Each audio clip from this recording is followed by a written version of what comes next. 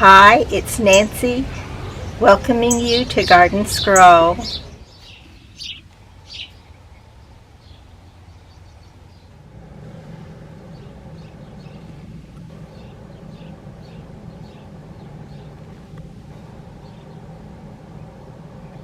So our little red bird, our cardinal, is still sitting on her nest, and I'm shooting this through the window on the front door so that I won't scare her away. Look, my spider daylily is blooming.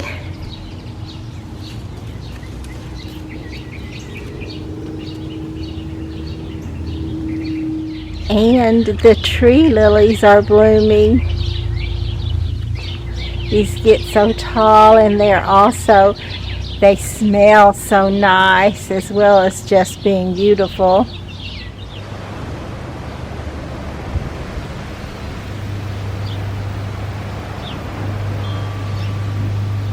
I am beginning to get somewhat caught up in the garden, and I've been behind basically since I started cleaning it out the last of February.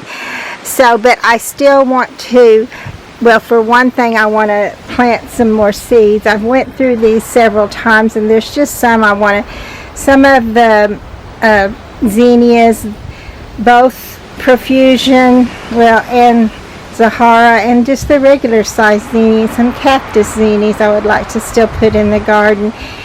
And I would also like to take out the pots. I still haven't taken out the extra pots that I'm not using, and I want to get those put away and get them out of my garden, so the little ones I did choose to keep will look pretty and not just all bunched up and in with the ones that don't even have anything in them. So hopefully I'll get that done. And I still want to replace some of my, actually a lot of my fabric, weed control fabric. So there's just a lot to do still, but today I am going to try to do some seed, because I think we have one more chance tonight of getting some more wonderful rain. We've been having wonderful rains. I'm so grateful for them too, because I've had to have so many things I've been having to run around and do. So it's definitely a blessing to have God water for me. Let me go over here and get you this little daylily, and I'm going to first take these off, which I took some off this morning as I went around, but let me get these out of the way, and then I can show you the pretty one that's blooming, and how this one has filled out. I can't believe it. I have such a terrible time with the Calabricoa, but these are looking great for the moment. Sometimes mine do real well until sometime in June or the end of June, but I'm hoping they just keep on keeping on. And that little black elephant ear caladium that only had one little leaf left on it that was still pretty now has two.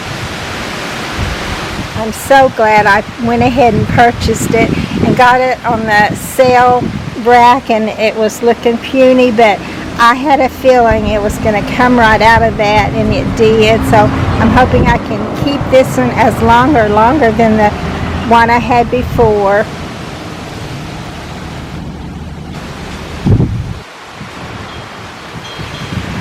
I also noticed that my peace lily is blooming today. There's one on that side and a few more on this side of it that are blooming.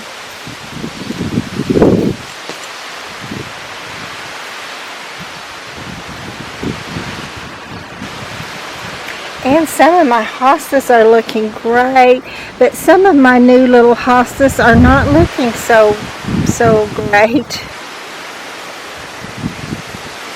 I think they're getting too much sun, although I really am surprised that would be the case, because I have them right under the eave of the house, but you can tell there's a lot of sunlight on that other end. And this one right here under the house, under the eave of the house, is the one that I'm really concerned about, because I have taken off this old brown part several times, and now this is all that's left, and they're both brown. So I'm not sure if this one's going to make it or what to do to try to help it out.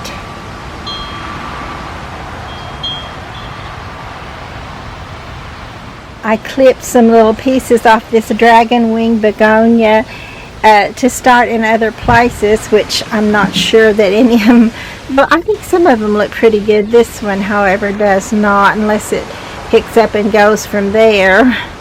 But look how this one filled out so much more. It was like kind of skinny, but it does have a big fat. Let's see if I can find this little stem, because it has a good stem, and that's a wonderful thing, because I did notice that this one made it through all winter when my others do not always, most usually don't. So that's one good sign. If you want to keep them, try to get you a good fat stem. And this one stayed right in this little pot and came out looking fairly good. Looks even better now that it widened out somewhat.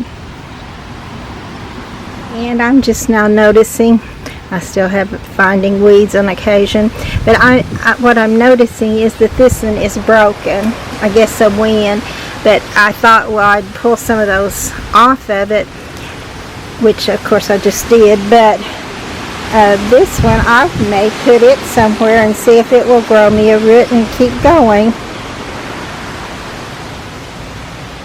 And I am just keeping on finding so many little this and that things to do. I have not got along with my job, which I wanted to talk to you and show you the garden and tell you what's been going on and what I still want to do.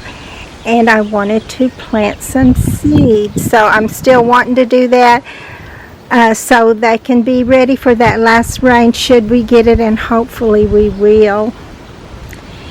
And I'll get some seed planted, and then I think I'll have, other than putting down the weed control fabric, and then as you know, things will get overgrown, and I'll have to clip back things in the heat of summer. But I've got a lot of it done that was possible to get done before that heat sets in. But yes, after that chance of another spring rain, the next thing in the forecast is summer heat in the 90s, which most usually will go right on into the 100s. So I'm hoping it won't be too bad. But it's always too bad for me when that heat comes on. I don't do well in it at all. But God has been so good to me. I'll probably start complaining, but right now, as far as the weather and the rains and just the chances to do things, or even just to leave the garden for a little while and do something else, have been great, and I thank the Lord for that. And I may have already pointed out this little blue spruce sedum when it's in bloom, but it looks like a whole different plant, and it's so pretty. Even this little planter, when the blue spruce blooms, looks like a whole different little plant in there. And then I will probably clip all this off, because once they quit blooming, they'll turn brown and not look very good. But then once they're trimmed off, there'll be that pretty little, where you can see the blue more, and it'll just be a pretty little blue sedum in there. So it's great either way. And here are some more pots I did gather up just a few minutes ago, and I'm going to put these away so they won't be just scattered hither and yon all through the garden with an empty pot. I really don't care to see an empty pot in the garden.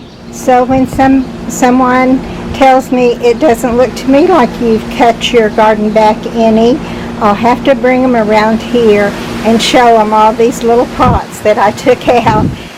And of course I may put some back in September when I take my house plants in and there's an empty hole. I might want to fill one of these up, but most usually then I will just fill it up with sedum or some little start of a plant that I already have going. I don't purchase a lot of plants in the fall. I like to keep them, get them started in the spring, keep them over winter, and have them come back each year is the way I like to do it. That doesn't always work out, but it's always my hope. Oh yes, and I still want to dig these up. Maybe if we get one more good rain, I will dig these up, and I may divide some of my daylilies. I know that's not a good time to divide anything or transplant anything, but daylilies are so forgiving. They really don't care. If you divide them in the middle of August, they usually go ahead and keep going for you. They may be stunted a little, if any, not very much. But I do want to get the natural ones out because they do proliferate just too much for me. And I just prefer the shorter, fuller, maybe they're just shorter. These are pretty, but I don't really want them. They're a little too invasive if you want to try not to have all that stuff that you have to deal with so much. I prefer something more this size. See, that's only about 2 foot tall, and it's just gorgeous. But my other ones were a two-toned, like this one, only the peach apricot look, and they turned to the natural daylilies. I'm pretty sure that's what has happened. But either way, I'm going to take them out if I get myself around to where I will do it. And when I was telling you and my sister what I would recommend for an easy care garden, I didn't say anything about iris, and I love iris. They're my husband's favorite flower in the garden. The reason I did not put them on there is because I don't like the old dead stalk that sticks up if you don't come along and cut all of them off. And then also in the fall, I try to cut mine down. I was clipping each one of them down with a pair of scissors. That's what it showed me actually on one of the YouTube channels. But I was mentioning something about how hard it is to work in the garden to my brother-in-law, and he said, well, I wouldn't mess with them the way you do. I would take them down with the weed eater. And I thought, is that possible? Will it not hurt them? Will they not come back all jaggedy looking? And I thought I would try it, and no, it won't hurt them. No, they won't come back all jaggedy looking. They still look just like this. So it's the perfect thing to do. So my husband actually did this for me last year, and that's even more perfect if you can get some help. Because, you know, the garden just is a lot of work for one person. It almost seems, I told my daughter that everybody that gardens should have a gardener, and then I said, no, I take that back, because then I probably wouldn't get to have a garden, because I would never be able to afford the gardener. But anyway, I'm glad that everybody that wants to can have a garden. It doesn't matter how big or how small. We just have to use a little common sense, that sometimes my desire to see what a new plant will do and how it will look in the garden kind of takes over that common sense, I believe. But I'm getting some of it back enough to realize that I've got to do a few things a little differently. While I was talking, did you happen to see this beautiful, this one is called Moses' Fire, and it is definitely one of my favorites of the daylilies. I'll probably try to take a piece of this to put over there where I'm replacing some of those others. I'll pick out my favorites if I can. And you may notice that the other end of this long row in the back, I have put down one more piece of the weed control fabric. It's a small amount of what still needs to be done, but I'm pretty proud of myself for every little step I get taken in the garden, at least for every step that gets an accomplishment done. Look at these holes. I do not know what they are. I was telling my friend about them. She said, Nancy, I think they're rats. I think they're rats. They make a hole so big you can put your fist in it. And I said, well, that they do, if that's what they are. But I have got to find some way to get rid of this. And they tunnel down in under your plants and in their roots and uproot them to where the plant dies. I don't much care for rodents, actually. Favorite rodent would be a squirrel, and anybody that's had trouble with them in their attic or something like that hate them as much as any other rodent. But okay, and I was going to tell you this, because see this little pugster proven winners butterfly bush? We were coming back from church and actually going through town to see if we could decide something to eat for dinner, and we went by Ace. And I saw the sign that I've been waiting for, 50% off. This was $54. So, but I got it on half price sale, which in my opinion is still a good price, especially considering that I bought a couple of the butterfly bushes last year and they did not come back. But I'm going to try again. I'm going to try to mulch around them really good, and I would love to get these where they came back every season. And I had one white one once before. It was not a small one. These only get 2 foot wide and 2 foot tall, so they're really a small little plant. But they still have that beautiful bloom on them, which right now, of course, they're not looking so good. You must remember, I just got them off of the closeout sales. But if they will get strong and come back next year, that would be wonderful, and they will be beautiful. I got 2 of them. This is the one that's called Pugster. I think it's called Violet. Look how pretty this little pot is looking today. This is just blooming like crazy and so pretty.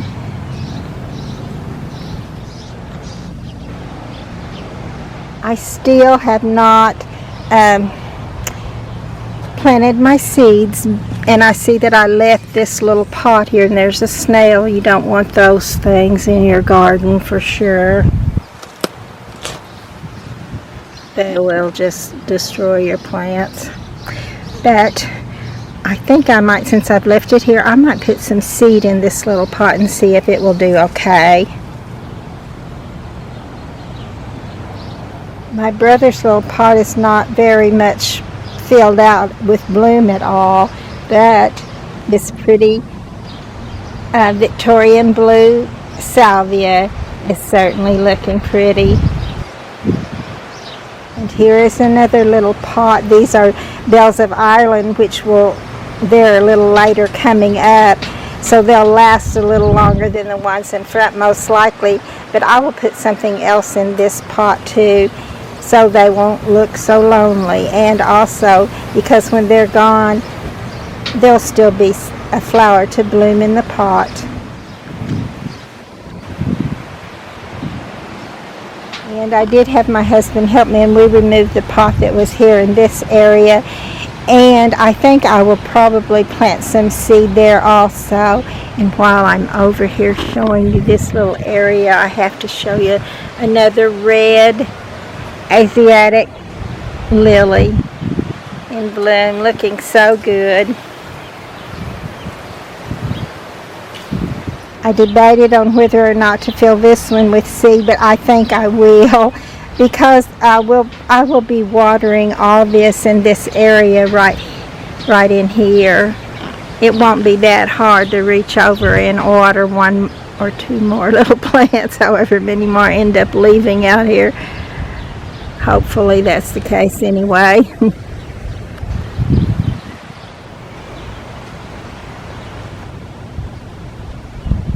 And this little pot is still filling out, and looking good. I did notice that my little verbena looks a bit ragged. I hope it will make it. I may need to come out and clip it off some more. And I did put a little plant here that was volunteer that came up. If it'll make it there, it's looking puny today, but it may go ahead and put its root down and take off. But it's one of the globe flowers. It's the purple Gomphrena globe flower. And because I love this little coreopsis right here,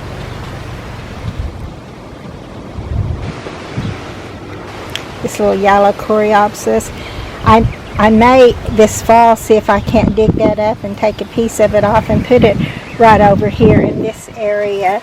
But for this year, I do want to see if I can plant some seed there, either coreopsis seed or zinnia seed, I'm thinking. And this is the other butterfly bush that I purchased on the half-price sale.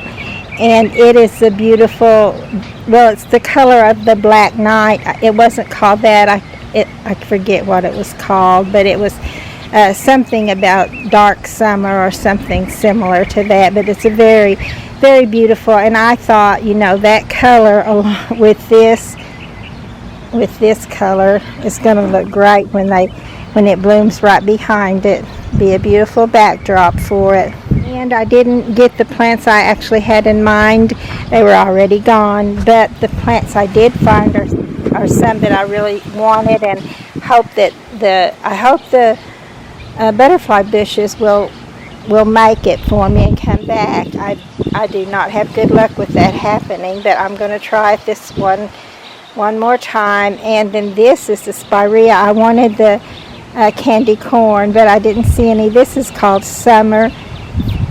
it's called Rainbow Fizz, and it gets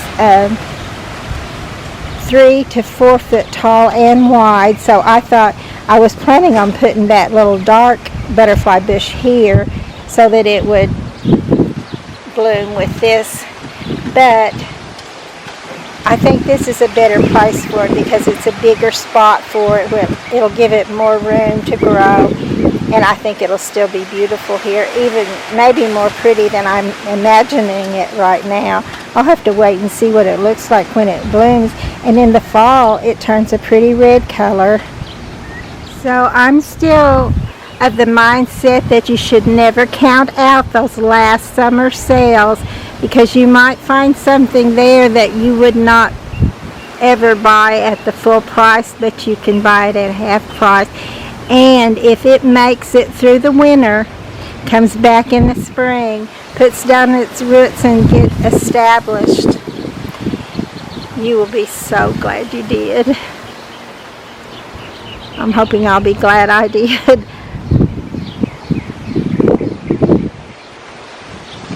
And I put this little live trap out here to catch a little rabbit, which I have not caught yet. He's still running around out here somewhere. I'm surprised I didn't see him today.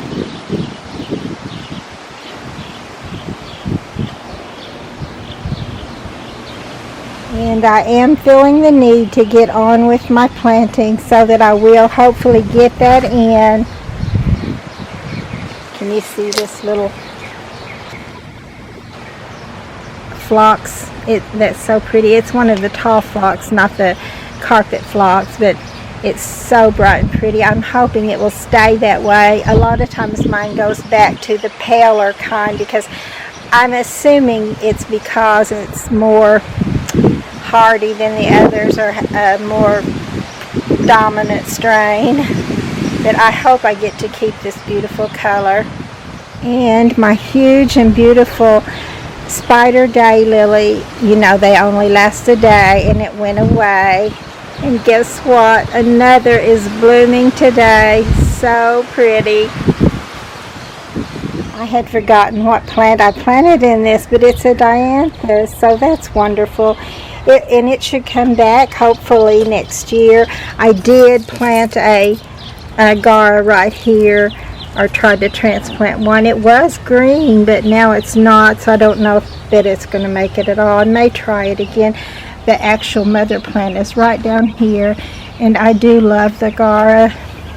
That's one on my list of I would definitely recommend. It's easy care. It has blooms a lot. I don't really remember exactly, but I think it actually begins blooming in the early summer and stays until frost. So I think that's correct, but it may not. But I know it has a good long bloom time, and it once it gets established doesn't take a lot of water. It's perennial, comes back every year. Just definitely a favorite for easy care. I love sharing the garden with you. I love knowing that you're scrolling through the garden with me when I go around and take the pictures. And please be sure to like and subscribe to the channel and leave me some comments.